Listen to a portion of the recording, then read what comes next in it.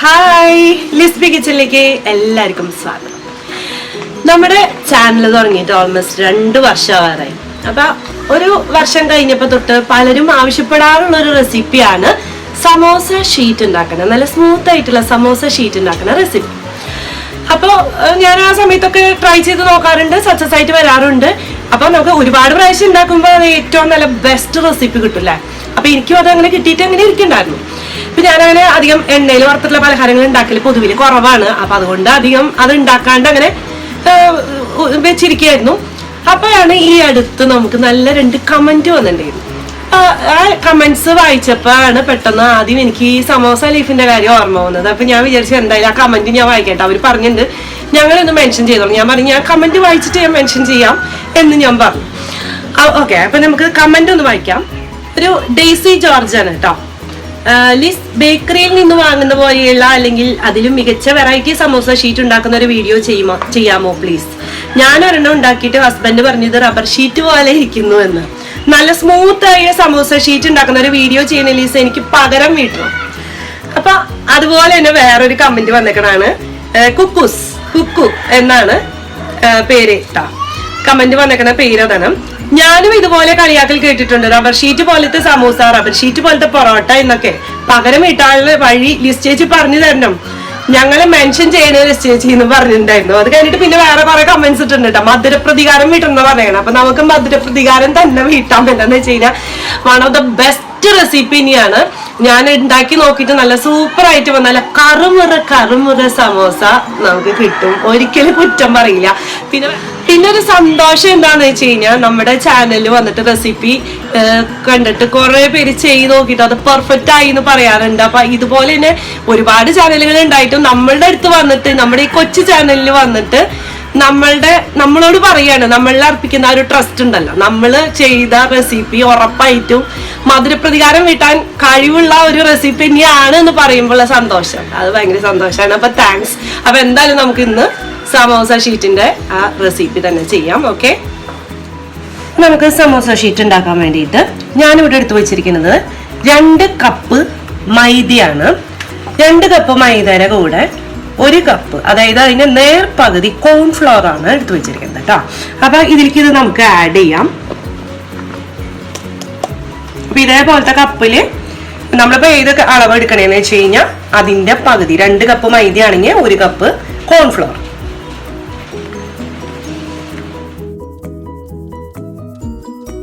ഇതിലേക്ക് നമുക്കൊരു 1/2 ടീസ്പൂൺ ഉപ്പിട്ട് കൊടുക്കാം. 2-3 ടേബിൾ സ്പൂൺ സൺഫ്ലവർ ഓയിൽ എടുത്ത് വെച്ചിട്ടുണ്ട് കേട്ടോ. അപ്പോൾ ഇത് മുഴുവൻ ഇതിലേക്ക് ഒഴിക്കാനുള്ളതല്ല, നമുക്ക് ബ്രഷ് ചെയ്യാനൊക്കെ ആവശ്യമുള്ളതാണ്.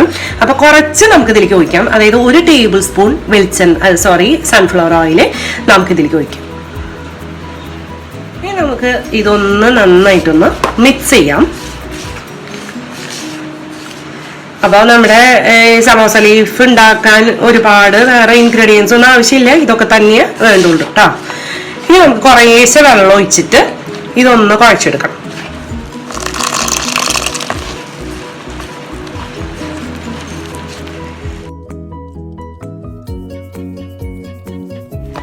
അതായത് നമ്മുടെ ചപ്പാത്തി മാവ് കുഴച്ചെടുക്കണ പോലെ തന്നെ. എന്ന് വെച്ചാൽ ഒരുപാട് ലൂസ് ആവരുത്, എന്നാൽ ഒരുപാട് ടൈറ്റ് ആവരുത്. ഇങ്ങനെ ഒരു കൺസിസ്റ്റൻസിയിലാണ്. എന്നാൽ പുറത്തെടുത്തിട്ട് ഇങ്ങനെ വല്ലാണ്ട് കുഴച്ചെടുക്കുന്ന വേണ്ടിട്ട് നമുക്ക് പറ്റണ രീതിയിൽ ഈ ബൗളിൽ തന്നെ ഇട്ടിട്ട് കുഴച്ചെടുത്താൽ മതി.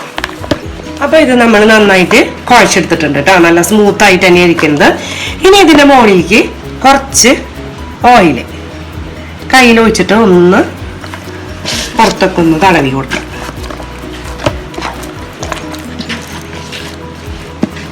ഇനി നമുക്കൊരു 1/2 മണിക്കൂർ ഇതിവിടെ അങ്ങനെ വെക്കണം കേട്ടോ. അപ്പൊ നല്ല സ്മൂത്ത് ആയിട്ട് ഇങ്ങോട്ട് വരും.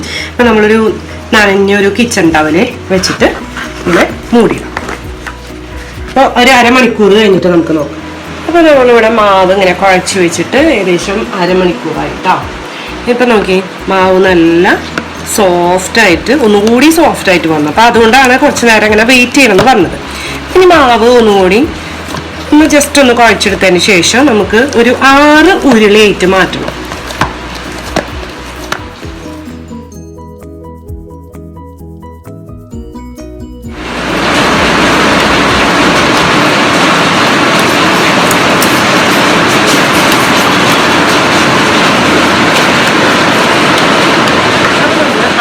ഈക്വൽ ആയിട്ടുള്ള ഉരുളകളായിട്ട് മാറ്റി വെച്ചിട്ടുണ്ട്.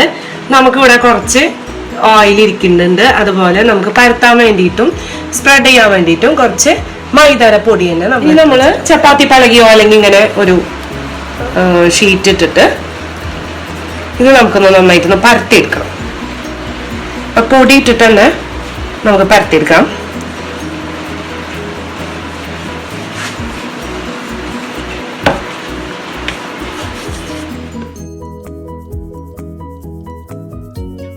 ഈ ഒരു കട്ടിയിൽ പരത്തിയിട്ട് നമുക്ക് മാറ്റി വയ്ക്കാം. ഇതേപോലെ തന്നെ വേറൊരെണ്ണം കൂടി പരത്താം. അടുത്തത് പരത്തുന്നതിന് മുമ്പ് നമുക്ക് ഇതിൽ നന്നായിട്ടൊന്ന് ഓയിൽ ബ്രഷ് ചെയ്ത് വെക്കണം കേട്ടോ.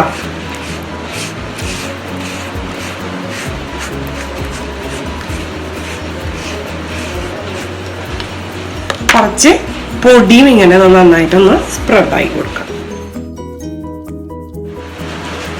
ഇതെടുത്തിട്ട് ഇതിൻ്റെ മേലെ വെക്കാം. അപ്പം അതൊന്ന് ഇതിൻ്റെ ആ ഒരു ലെവലിന് ആവണ പോലെ നമ്മളൊന്ന് നിർത്തി കൊടുക്കാം കേട്ടോ.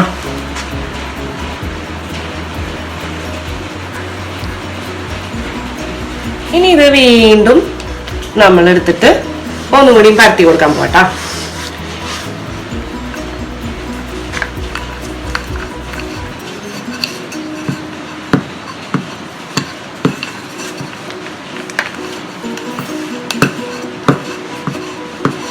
അപ്പൊ ഞാൻ റൗണ്ടിലല്ല, കുറച്ചൊരു നീളത്തില് ആണ്, ഒരു ഓവൽ ഷേപ്പിലാണെന്ന് വെച്ച് കഴിഞ്ഞാൽ കൂടുതൽ കട്ട് ചെയ്ത് പോവാണ്ടിരിക്കാൻ വേണ്ടിയിട്ടാണ്. അപ്പൊ അവരവരുടെ ഇഷ്ടത്തിന് പരത്തിയെടുക്കാം കേട്ടോ.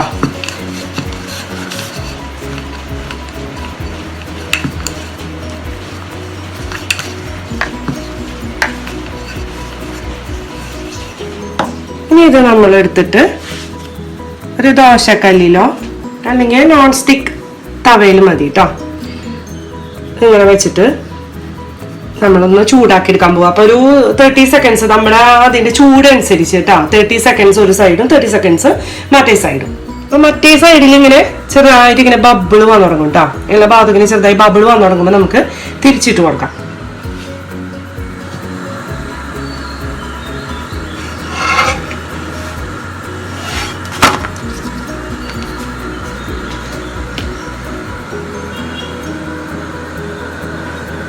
അപ്പൊ ഇങ്ങനെ ആ നിറം ഒന്ന് മാറി വരും. എല്ലാ ഭാഗത്തും ഒരുപോലെ നിറമാണെങ്കിൽ നമുക്കിത് തീന്ന് മാറ്റി ഒന്ന് കട്ട് ചെയ്തെടുക്കാം.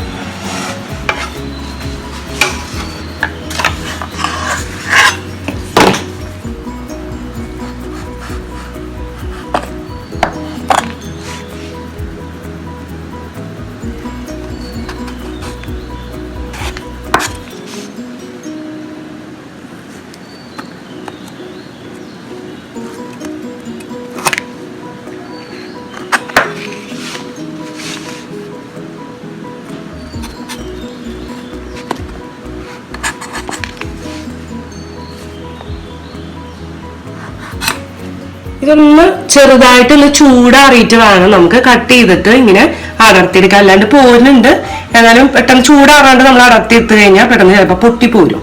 അപ്പൊ അതുകൊണ്ട് ഒന്ന് ചൂടാറാൻ വെയിറ്റ് ചെയ്യാം. ആ സമയത്ത് നമുക്ക് അടുത്ത ഷീറ്റും കൂടി ഉണ്ടാക്കാം കേട്ടോ.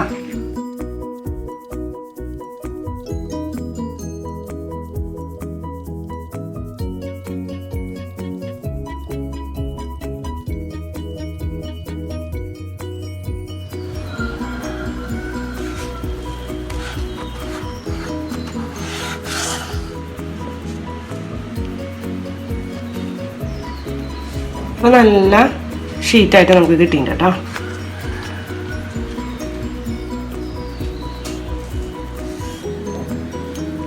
അപ്പൊ ഇങ്ങനെ എത്ര രീതിയിൽ നമ്മൾ പരത്തണം അതിനനുസരിച്ച് നമുക്ക് ആവശ്യമുള്ള വലിപ്പത്തിനനുസരിച്ച് ഇങ്ങനെ കട്ട് ചെയ്തെടുക്കാം കേട്ടോ. അപ്പൊ നല്ല അടിപൊളി ഷീറ്റായിട്ട് കിട്ടും. ഇതിന്റെ സൈഡൊക്കെ ഇതുപോലെ കട്ട് ചെയ്ത് നമുക്ക് വറുത്ത് കഴിഞ്ഞാൽ ഭയങ്കര ടേസ്റ്റാണ് കഴിക്കാൻ. അപ്പൊ അതുകൊണ്ട് കട്ട് ചെയ്ത് കളയുന്നതുകൊണ്ട് വിഷമം വിചാരിക്കണ്ട.